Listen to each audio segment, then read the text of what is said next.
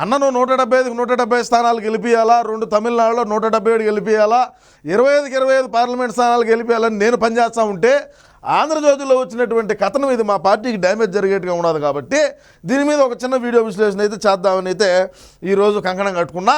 చేద్దాం. ఓటు ఎలా అడుగుతావు జగన్, దీని ఎక్క జే బ్రాండ్ పెట్టినారు, మా అన్న వేసినారు, ఫోటో పెట్టినారు, బ్రహ్మాండంగా ఉన్నది కథ.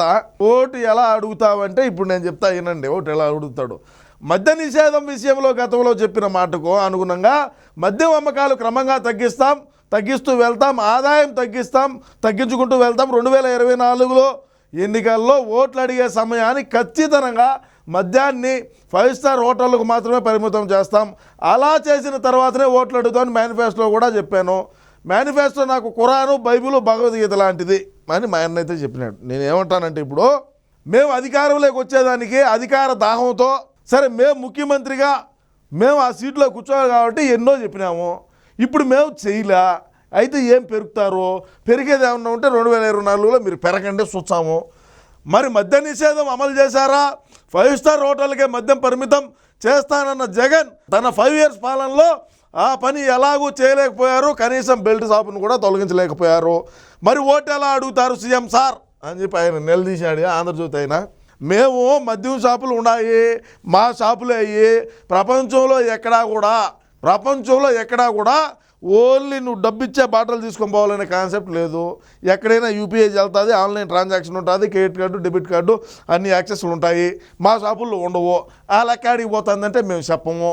ఈ మందు బాబుల మీద కిడ్నీలు, లివర్లు తాకట్టు పెట్టి మళ్ళీ 1000 కోట్లు మళ్ళీ అప్పు తెచ్చిన పరిస్థితి మా అన్నది.